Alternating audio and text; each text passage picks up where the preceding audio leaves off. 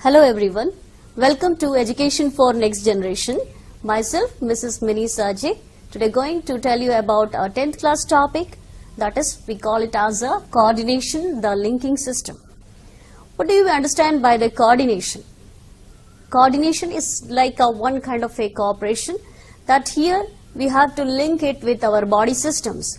As we know that all the body parts, all the body organelles, even that organ systems, they are linked one with other, and they are in one coordination, they are working together. Just like, for example, you can take all the organ systems briefly in our body. Just like we have that skeleton system,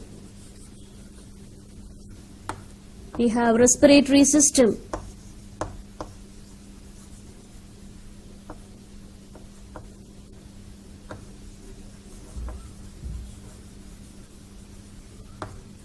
we have circulatory system,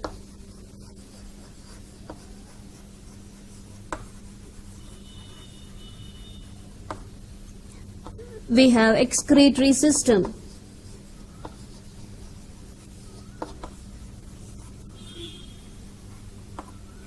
endocrine system,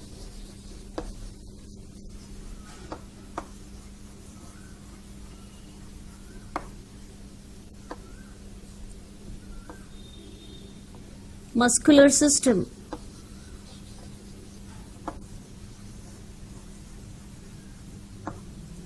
reproductive system,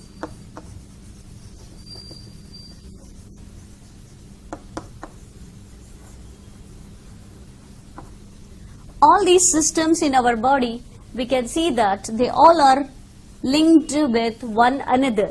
So we can call it as coordination, that linking system. Here we can see that skeletal system and muscular system will coordinate together and they will function. Circulatory system will coordinate with this here as respiratory and excretory system too. Endocrine system is also takes the help of circulatory system for the transportation. Reproductive system is that one which is, we can call it as a perpetuation of race, it is required. So here we can see that the bones, they are connected to muscles and together they will function like our each and every movement in our body. Oxygen transportation from, in the form of oxygen, it is taken up by the blood, circulatory, and that cellular respiration takes place inside the each cell. So these two are coordinating in that.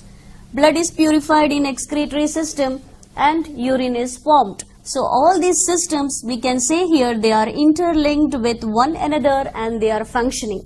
So in small organisms like unicellular organisms, we can see that these systems will not be existing and as a separate one. The one single cell only going to perform all the system's activities. But coming to our multicellular organisms, they have developed more as per their body complexity. They have developed the different organ systems in their body, and these systems will be helpful for performing specific functions.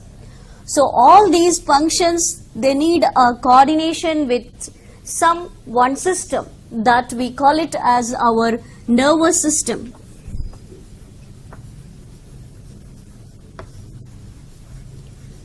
Nervous system is that one which coordinates with the skeleton, which coordinates with the respiratory, which coordinates with circulatory, coordinates with excretory, endocrine system, muscle, and even reproduction. So all the systems here are linked and controlled by one system which we call it as a nervous system. As we have studied before, and now also we are saying, depending upon the organism complexity, this system functions is, we can see that. In annelids, we can see a fine small nerval ring form structures are seen, and nerves are there which are spread throughout the body. Coming to more higher animals, we can see like vertebrates, we can find a brain like a organelle which is coordinating with all the body parts and controlling all the functions in our body. So we can see that here nervous system is that one which is coordinating for us. So what is that? We can find that two different type of system are there in all the living organisms, which can control the body internally, simultaneously, externally also. So we have one more system which we call it as endocrine system. Endocrine system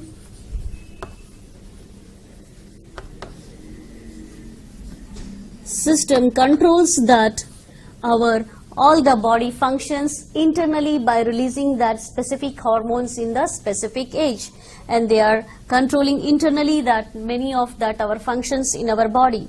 And nervous system, brain, spinal cord and nerves together, they are controlling that all our body functions internally and outside. So they'll take all that stimulus which is there. Stimulus we can say that any change in our environmental parameter, that may be in the form of hot, cold, or any internal pain, pressure, these all are considered as that stimulus. When our body responds to that, so towards that change to the response, which way we will act, that is called as response. So we can see here response to stimuli in nervous system, it is there. So response to stimuli, you can see that almost all the living organisms will show the irritability, and simultaneously they will also show that response to the stimuli. So let us see that some of the activities based on that stimulus. Let us see some activity based on that your response to stimuli. As we have discussed with before,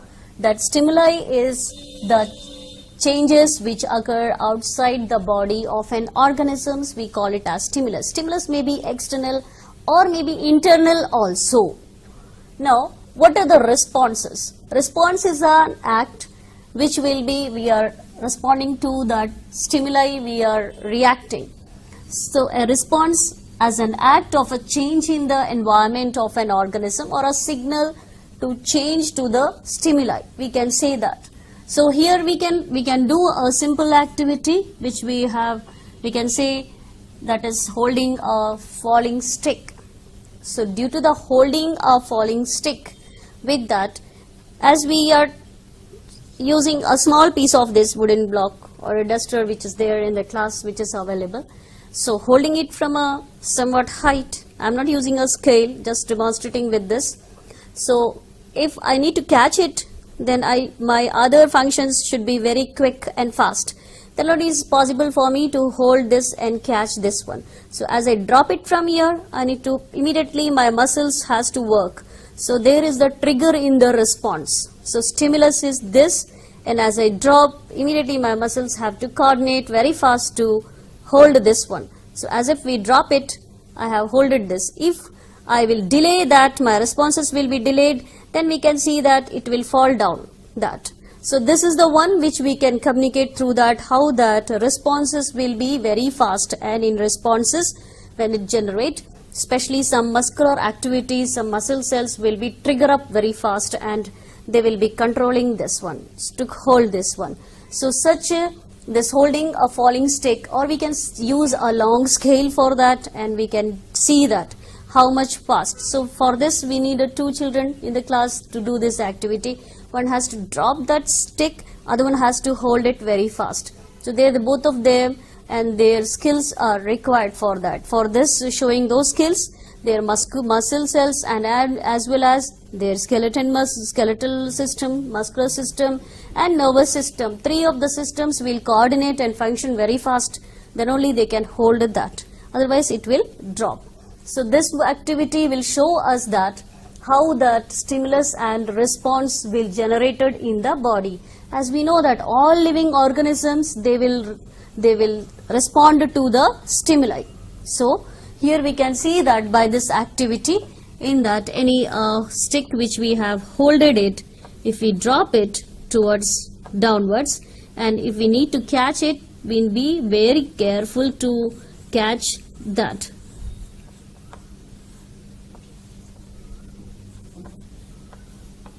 If you are holding is this from here, so the other person is, when you leave it that, so you can see that the other person who has to catch this one.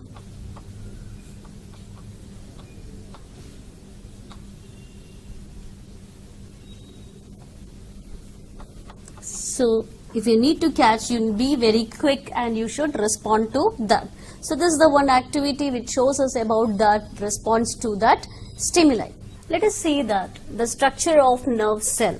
Nerve cell is also called as neurons, and each nerve cell contains long structures which we call it as a hollow structures form. It's a long, one of that part of the neuron cell is extend long and connect itself to that other muscles or other cells or other organs or other neurons. This one is, we'll call it as an axon. So we can take a permanent slide from our lab and we can observe these parts of the nerve cells. We can see in lungs nerve cell which is different from that other cell structures or other cells in our body. In that here we can see each nerve cell contains that flat structure which we call it as a cytone or cell body. This part is called as cell body. Cell body, in that all that sides you can find a fine root like structures, short, which are n number of branches form it as divides. These are called as dendrites. Now here in middle you can find it nucleus, and these the small granules which are present in this, these are called as Nissl granule.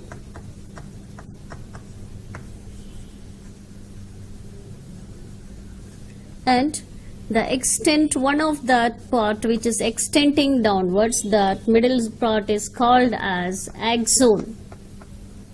Axons are both sides covered with the spirally, they are covered with the sheath which we call it as myelin sheath.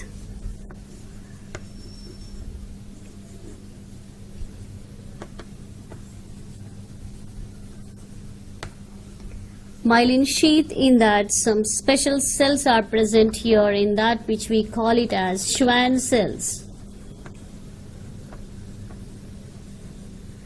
Myelin sheaths, in that fats deposition is there and it is separating that other axons of other neuron cell, and it is a one of a protective layer of the axon.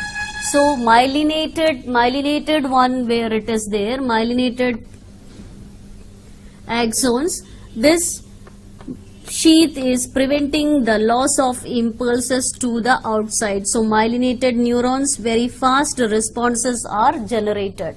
So in our nerve cells we have myelinated and non-myelinated, that is axons in that outer sheaths are present on that. That ending of these axons is connected to the muscles or other axon, and this is called as nerve terminal.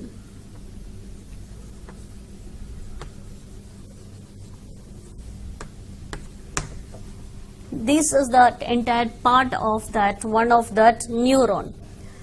Cell body, Nissl granules, nucleus, dendrites, axon, which is the middle, this hollow one part is there, this is that axon, and axons surrounded by that sheath of fat depositions is there in that myelinated sheath, and this is called as myelinated neuron.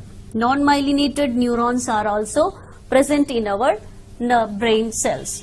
So here we can, in the brain, you can say that these all cells, these are the brain cells, or you can say the nervous system cells, which we call them as neuron.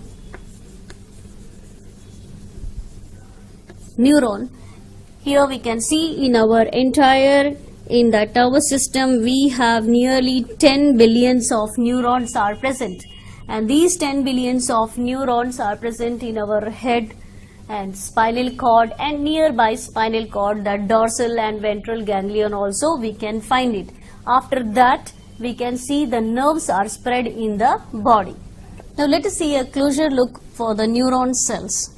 Here we can see that the branches which is come out through the cell body or cytone, that are called as dendrites, and these dendrites are either connected to the another neuron, neurons, the terminal end, or else they are connected to another neurons dendrites or any cellular organelles they can connect it. So they'll carry the messages in neuron passes from dendrite to cell body and cell body to axon and axon to another neuron. Both the neurons are not directly connected with each other. There is a small gap between them. Cell body, which is there, cell body contains the nissl granules in this, and this is a nucleus, and we can see here that each axon is both sides are fat depositions are present in that, which we call it as this one as myelinated sheaths, and we can see these are small cells which are Schwann cells. These are called as Schwann cells, and the gap between this non-deposited part of this one is called as nodes of Ranvier. Nodes of Ranvier is present in between that myelinated sheath. Between the myelinated sheath in axon, here we can find it a small gap, whereas depositions are not there. Such places are called as your nodes of Ranvier. Now here myelinated, it is a myelinated neuron, and middle you can see the axon is present. So the message comes from the another neuron to this dendrites. Dendrites through it comes to cell body, then it goes to axon and axon to terminal ending. And terminal ending we can find that a small ending is like a small button form. Now these endings will either connect to the another neurons, that is we call it as the another neuron, they are connected, but there is a small gap between the both the neurons connection, and this is called as synapse. Here you can see that across this both of these cell membrane, that here we can call it as a synaptomic vessels are there, which are the transporters are present here, autoreceptors are there, and the transmitter molecules are present in that. So as calcium ions enter